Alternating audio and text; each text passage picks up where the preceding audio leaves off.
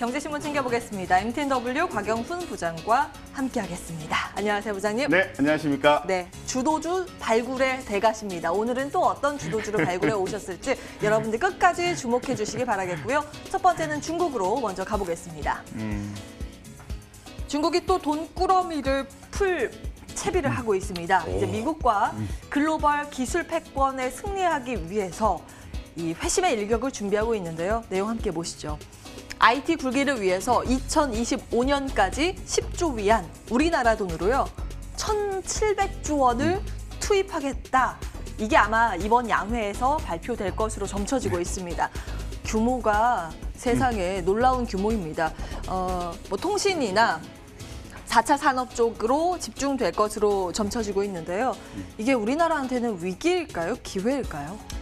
네, 기회라고 생각합니다. 지금 뭐 말씀하신 내용에서 우리가 투자 키워드를 가지고 한번 결론을 내려보겠습니다. 기술 패권, 대단한 의지가 있게 되는 거죠. 그로 인해서 6년간 1,700조의 자금을 IT 굴기로 쏟아붓는다.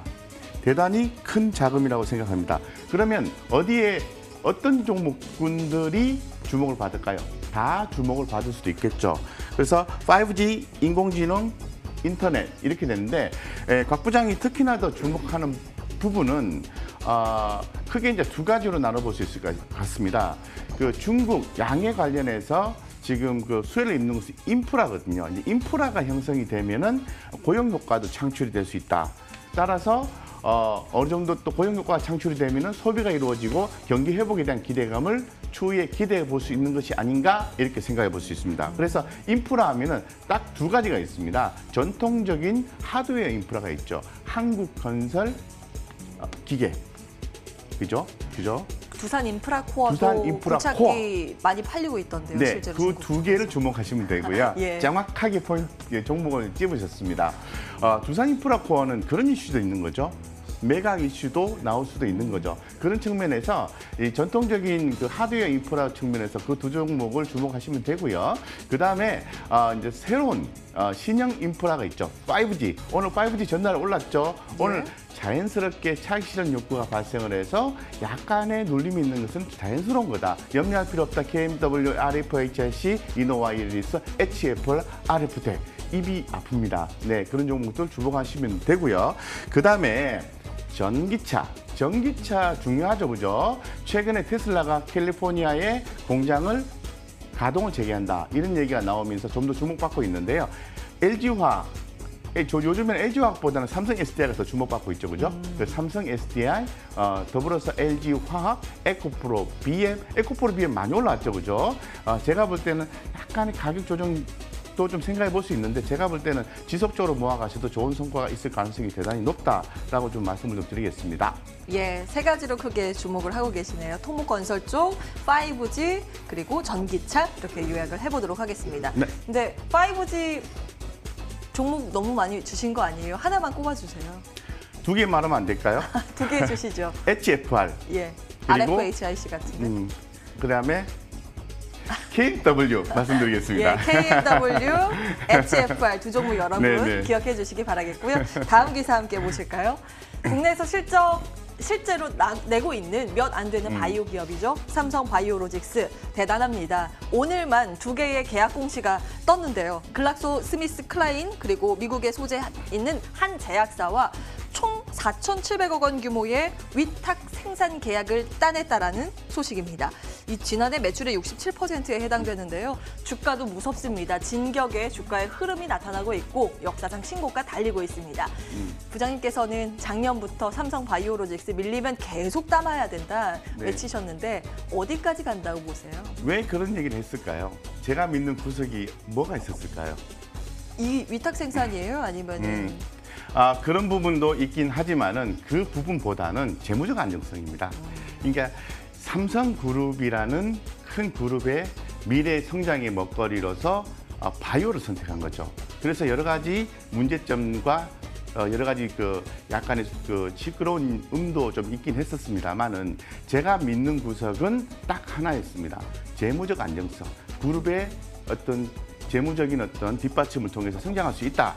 사실 우리 바이오 업계가 아주 좋은 기술을 가지고 있고 뭐 이 가치가 높게 평가될 수 있다라고 하지만 재무적 안정성이 결여가 되면은 누가 손해를 보고 누가 힘들합니까? 주주들 힘들죠. 개인 투자자가 특히 더 힘들죠, 그죠? 주주들이 힘듭니다. 그렇기 때문에 제가 가장 중요하게 생각하는 것은 좋다. 앞으로 성장하는 거, 기대감 갖는 거 좋다. 성장할 수도 있고 못할 수도 있다. 하지만 망하면 안 된다. 그래서 제가 삼성바이오로직스 이런 부분들 주목했던 거고 삼성바이오로직스가 최근에 계속해서 이 어떤 수주에 대한 부분, 계약에 대한 부분이 약진이 되고 있죠, 그죠? 지속적으로 주도주로서 대응하시면 좋다라고 말씀을 드리겠습니다. 네, 요즘 좀 고민되는 게 삼성그룹 내에서도 뭐 그룹 차원의 전폭적인 뭐 지지 이런 것들이 네. 있기 때문에 이제 삼성전자와 삼성바이오로직스를 계속 비교하게 되는데요. 네. 삼성전자 주가의 흐름이 뭐 그렇게 신통치 않은데 바이오가 계속 가니까 네. 이제는 삼성그룹을 만약에 산다 그러면 바이오를 가장 먼저 놓고 봐야 되나라는 고민도 있고 네. SK그룹 쪽에서도 바이오 시동 걸고 있어서 네. 그 두 회사의 비교도 좀 필요할 것 같고요. 삼성, SK 말씀하시는 겁니까? 예. 각각이 다른 색깔을 갖고 있는 것 같습니다. 그래서 삼성은 계속해서 지금 성장을 하고 있고 바이오 쪽이라든가 블록체인 쪽이라든가 그리고 또 최근에 시스템 반도체라든가 여러 가지 일을 또 하고 있는 거죠. 더불어서 전기차도 하고 있는 거죠. 그래서 잘 나가고 있는데 SK가 힘들었어요. 힘들었는데 이제 계속 시동을 하고 있습니다. 시동을 하고 있는데 뭐 그 전기차 배터리 쪽에서 역량을 좀 더 강화하고 있고 또 회장님이 또 그 바이오 관련된 수주도 되게 노력하고 있고 또 갖고 있는 회사를 또 상장을 시켜서 돈도 좀 확보하고 새롭게 투자하고 이런 일을 굉장히 바쁘게 하고 계신 것 같습니다. SK 바이오팜 지난번에 말씀드렸죠. 한 뭐 시장에서 또 추가로 파악을 해보니까 5조에서 한 뭐 10조 정도의 시가평가가 가치평가 나올 수 있다고 하니까 지금 SK가 시가총액이 한 15조에서 좀 넘죠, 그죠? 업사이드 더 있다 말씀드리겠습니다. 그러면 마지막으로 짧게 대답해 주시면 좋겠습니다. 네. 삼성전자, 삼성바이오로직스, SK 매력도를 이렇게 순차적으로 단기적으로 장기적으로 어느 걸? 장기적으로요. 장기적으로요. 삼성 바이오로직스. 가장 먼저 그 다음은요? 그다음요. 단기적으로 말씀드릴까요? 예. SK. SK. 네, 두 종목 기억해 보겠습니다. 바이오 쪽에 조금 더 집중을 하고 계시네요. 그렇습니다. 예, 다음 기사 함께 보시죠. 오랜만에 조선사의 수주 소식이 들려와서요. 짚어보도록 할까요? 올해 들어서 처음으로 대우조선해양에서 LNG 관련 수주를 따냈습니다. 4천억 원 규모고요. 사실은 얼마 전에 카타르 수주에서 이제 LNG 관련 수주에서요. 네. 중국이 따내가면서 국내 조선 3사들 이제 힘든 거 아닌가, 위축되는 거 아닌가 네. 우려도 했습니다. 근데 업계에서는 아직까지는 LNG 추진선 수주에 대해서 좀 기대를 하고 있는 모양새더라고요. 짚어주실까요? 네, 오랜만에 바다의 왕자가 출연한 것 같습니다. 제가 봤을 때는 예. 최근에 또 출연한 또 투자 키워드가 있죠. IMO 2020, 그죠? 환경 규제에 대한 얘기가 쏙 들어갔었는데 코로나19 때문에 그렇습니다. 조금 완화가 좀 되는 분위기, 완화가 됐는지 잘 모르겠어요. 하지만 그런 분위기가 전 세계적으로 확산이 되면서 다시 나오는 투자 포인트가 IMO 2020 환경 규제 완화 이런 부분이죠. 그래서 LNG 하면 환경 규제죠, 그죠? 환경에 관련된 부분이죠. 어쨌건 4천억 규모의 수주를 했다는 것은 대단히 좋습니다. 대단히 좋고 관련된 기업들이 있죠, 조선사들. 그중에서 현대중공업 지주를 좀 주목을 하자라고 말씀드리겠습니다. 그 이유는 더불어서 원유의 가격에 의해서 현대중공업 지주가 어떤 추가적인 어떤 변화가 있을 수가 있기 때문에 최근에 이제 원유가 저가를 계속 유지를 하고 있고 좀 올라오긴 했습니다만은 어느 정도 하방 경제성까지 확보했다는 측면을 볼 수 있을 것 같아요. 그래서 현대중공업 지주가 뭐 주식을 뭐 교환하고 받고 주고 하는 과정에서 엄청나게 또 주변의 투자 환경도 좋지가 않아서 엄청나게 저평가되어 있는 상태에서 현대중공업 지주 주목하자고 말씀드린데 단 아주 장기로 보셔야 된다라고 말씀을 드리겠습니다. 단기적으로 트레이딩 개념으로 들어가시면은 저녁에 잠 못 주무신다 이렇게 말씀드릴 수도 있습니다. 예. 가벼운 종목은 아니죠. 그런 관점에서 긴 호흡으로 짧은 관점에서는 좀 중립적인 의견 조선 3사 챙겨드립니다. 다음 기사 함께 보실까요? 제주항공 보겠습니다. 항공에 언제 벼뜰 날이 올까요? 요즘 계속 어려운 주가의 흐름이 연출되고 있습니다. 사실 자금 수혈 이슈가 있습니다.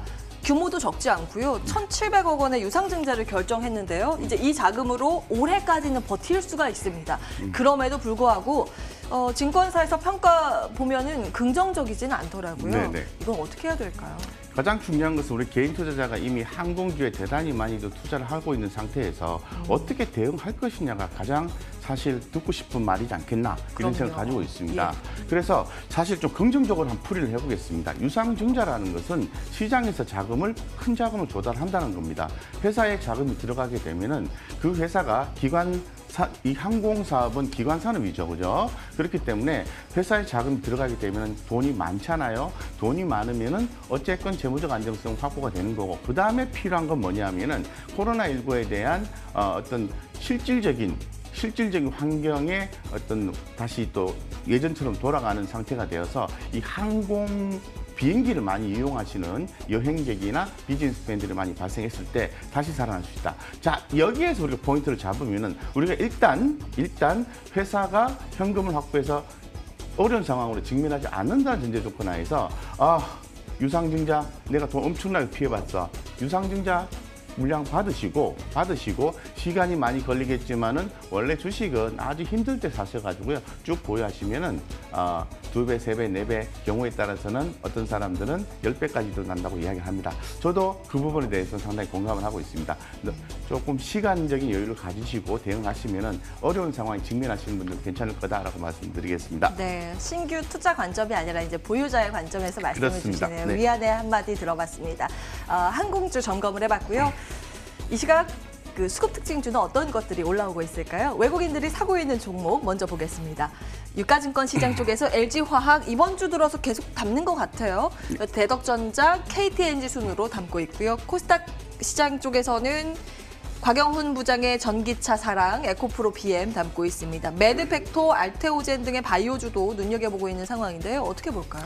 네네, 투자 포인트를 말씀을 드리고 해당 종목에 대해서 어떻게 우리가 투자 전략을 가져가야 되는지 간단하게 말씀드리겠습니다. 예. 외국인 코스피, LG화학, 현대차, 네이버는 주가의 변동성과 상관없이 모아가셔도 현재의 분위기로서는 괜찮다라고 말씀을 드리고, 대덕전자 인적 분할에서 재상장이 됐죠. 대덕전자. 그렇습니다. 제가 예전에 말씀드린 거 있죠. 그래서 대덕전자가 만약에 가격이 올라가면은 지금 가격이 싸요. 그리고 또 여기 대덕전자가 주목받고 있는 부분들이 있는 거죠. GDDR6 뭐 이런 것도 주목받고 있는데, 어쨌든 가격이 올라오면은 적절하게 해소를 하셔야 되는데, 인적 분할에서 기업이 상장하려면 어떤 작업이 있죠? 유상증자 결정을 하죠.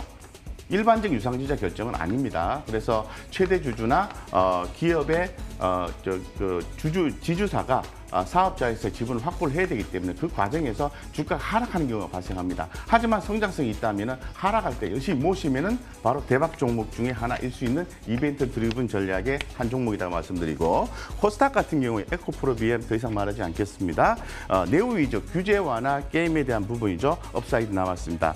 그리고 알테오젠 새로운 플랫폼에 대한 수출 주목받고 있는 거죠. 매드팩토 말씀드렸죠. 제가 좀 정리해왔는데요. 자, 권리랑 나왔습니다. 권리랑 나왔으니까 이제는 절반은 나중에 받게 되는 거죠. 그죠? 그 부분이 많이 안 빠지고 회복을 해준다고 하면은 좋겠다라고 생각이 들고, 자, SNS텍 주목하셔야 됩니다. SNS텍을 과거에 일본 수출과 관련해서 그런 부분이 있었죠. 블랭크 마스크. 예, 지금은 블랭크 마스크 부분은 좀 반영이 됐고요. 펠리클이라는 단어를 좀 더 주목하시고 SNS텍 주목하시면 좋은 성과 있을 가능성이 있다, 이렇게 말씀드리겠습니다. 지금 신고가인데 추가적으로 좀 긍정적으로 보셨네요. 기관이 담고 있는 종목도 이어서 확인을 해보겠습니다. 유가증권 시장 쪽에서 네이버 겹치고요. 한진과 신한지주 담고 있습니다. 코스닥 쪽에서는 원익 IPS, PNT, 엔지스 테크널 담고 있네요. 아톤까지 눈에 보입니다.